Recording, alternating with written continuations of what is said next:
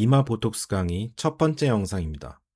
이번 편에서는 보툴리눔 톡신이 이마 피부와 근육에서 어떤 작용을 하는지, 그 효과가 왜 시간이 지나면 사라지는지를 다루겠습니다.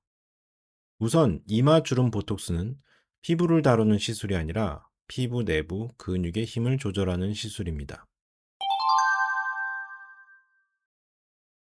그러면 근육은 어떻게 움직이는가부터 보죠. 근육이 수축하려면 신경으로부터 신호를 받아야 되고, 그 신호를 전달하는 물질이 아세틸콜린입니다. 아세틸콜린은 신경말단 안에 그냥 떠다니지 않습니다. 소포라고 부르는 작은 주머니 안에 담겨서 대기하고 있죠. 출고를 기다리는 상자와 비슷합니다. 신호가 도착하면 소포는 신경말단의 바깥막 쪽으로 이동해서 막과 융합합니다. 융합되는 순간 주머니가 아래로 열리고 그 안에 담겨있던 아세틸콜린이 신경과 근육 사이의 틈으로 쏟아져 나오죠. 쏟아진 아세틸콜린은 근육 표면의 수용체에 결합합니다. 그 순간 근육은 수축하라는 명령을 받은 것으로 인식하고 실제로 수축합니다. 이것이 정상 상태의 경로죠. 여기서 중요한 것은 소포가 저절로 막에 붙는 게 아니라는 점입니다. 소포 융합을 실제로 실행하는 장치, 즉 기능 단백질이 있습니다. 이 세 개의 단백질이 서로 꼬이면서 소포를 막 쪽으로 끌어당기는 거죠. 세 가닥 중 두 가닥은 신경말단의 바깥막에 붙어 있습니다. 스냅25와 신텍신이라는 단백질인데요. 나머지 한 가닥은 소포 쪽 막에 붙어 있는 시냅토브레빈입니다. 이 셋이 하나로 꼬여야 융합이 일어납니다. 배를 부두에 묶는 밧줄이라고 생각하면 쉽습니다. 세 가닥이 함께 꼬여야 배가 부두에 붙게 되겠죠. 한 가닥만 끊어져도 밧줄은 배를 끌어당기지 못할 겁니다. 보툴리눔 톡신 A형이 하는 일이 정확히 이것입니다. 세 가닥 중 스냅25 하나를 잘라냅니다. 다른 것은 건드리지 않고 이것만 특이적으로 절단하죠. 스냅25가 잘리면 세 가닥이 제대로 꼬이지 못합니다.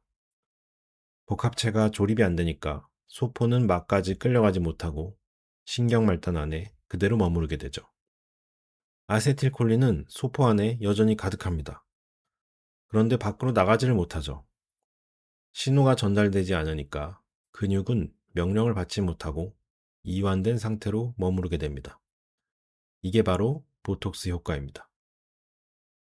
신경은 살아있는데 신호만 끊긴 이 상태를 화학적 탈신경이라고 부릅니다. 신경을 자른 게 아니라 신호를 화학적으로 침묵시킨 거죠. 톡신이 이걸 절단하기까지 4단계를 거칩니다. 첫째, 신경말단 표면에 수용체에 결합합니다. 톡신이 아무 세포에나 붙지 않고 콜린성 신경말단만 골라붙는 이유가 여기 있습니다. 둘째, 결합한 톡신은 세포막이 안쪽으로 함몰되면서 신경말단 내부로 통째로 들어갑니다.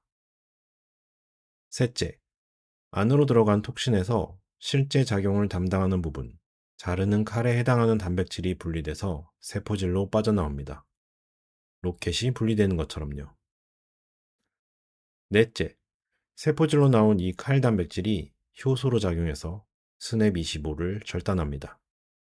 앞서 본 장면이 바로 이 네 번째 단계였죠. 임상적으로 반드시 기억해야 할 것이 두 가지 있습니다. 첫째, 톡신은 아세틸콜린의 합성이나 소포성 내용물은 전혀 건드리지 않습니다. 신경 섬유를 따라 흐르는 전기 신호에도 영향을 주지 않죠.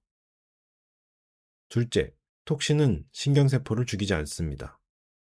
이게 바로 결정적인데 세포가 죽지 않았기 때문에 손상은 영구적일 수 없고 반드시 원래대로 회복됩니다. 그러면 보톡스 효과가 사라지는 과정도 이해할 수 있게 되죠. 흔히 톡신이 분해돼서 없어지기 때문이라고 생각할 수 있는데 실제 기전은 다릅니다. 신경이 보상작용을 하고 그러는 와중에 회복되는 거죠. 보톡스를 투여한 다음에 약 2에서 3주까지를 무신경기라고 합니다. 신호를 받지 못한 근육은 최대로 위축되고 근육 쪽에서는 수용체 발현이 늘어납니다. 신호를 조금이라도 더 받으려는 보상 반응이죠. 동시에 신경 말단에서 새로운 가지가 자라기 시작합니다. 이것을 축삭 발화라고 하는데요. 기존 통로가 막혔으니까 우회로를 뚫는 셈입니다. 동물 실험에서는 대략 2주 무렵부터 관찰되죠. 자라난 가지가 근육 표면에 닿으면 그 자리에 새로운 신경 근접합부가 만들어집니다. 이 세 경로로 신호가 다시 전달되면서 근육은 조금씩 움직임을 되찾습니다. 대략 25일에서 30일 무렵입니다. 그 다음 원래의 신경말단이 기능을 회복하면 임시로 만들어졌던 신경근 접합부는 다시 퇴축해서 사라집니다. 처음에 본선이 복구되니까 우회로는 철거되는 거죠. 정리하면 완전 회복까지는 보통 2달에서 3달, 문헌에 따라 5달까지로 보고됩니다. 환자가 원래 상태로 돌아왔다고 느끼는 임상적 시점은 대체로 3개월에서 4개월입니다. 그래서 혹시 보톡스 때문에 부작용이 발생해도 그냥 시간이 지나면 다 해결되는 겁니다. 눈썹이 처지든 눈꺼풀이 무거워지든 그건 신경이 죽어서 생긴 손상이 아니라 신호가 잠시 끊긴 상태고 신경이 보상작용을 일으킨 다음 시간이 지나면 다시 원래의 연결점이 회복되는 거죠. 시술 전 약물 준비는 비교적 간단한데 보툴리눔 톡신 100단위 바이알에 주사용 0.9% 생리식염수 2.5ml를 넣어서 섞습니다. 이렇게 하면 0.1ml당 4단위 농도가 되겠죠. 간단히 생각하면 0.1ml 단위가 25개 있다고 생각하고 100단위를 25로 나눠서 0.1ml당 4단위가 되는 거겠죠. 보톡스 주사는 보통 인슐린 주사기와 32게이지 미세 바늘을 사용합니다. 바늘이 가늘수록 통증과 출혈, 조직 손상이 줄고 데드 스페이스가 작아서 약물 손실도 최소화됩니다. 보톡스 제제는 최근에 복합 단백질을 제거해 내성 발생 위험을 낮춘 순수 톡신 제제와 비동물성 배지를 사용하는 차세대 제제가 도입되어 있는데 요즘 사용되는 것들은 거의 다 이런 거라고 보면 될 겁니다. 정리하면 보툴리눔 톡신은 소포 융합 장치의 한 축인 스냅 25를 절단해 아세틸콜린 방출을 차단하고 그 결과 근육이 이완됩니다. 신경을 죽이지 않으니까 시간이 지나면 결국 다 회복된다는 거. 다음 편에서는 이마의 해부학을 다룰 건데요. 주름이 왜 하필 가로로 생기는지, 이마 전두근에 대해, 그리고 이마 시술의 안전을 결정하는 해부학적 경계를 살펴보겠습니다.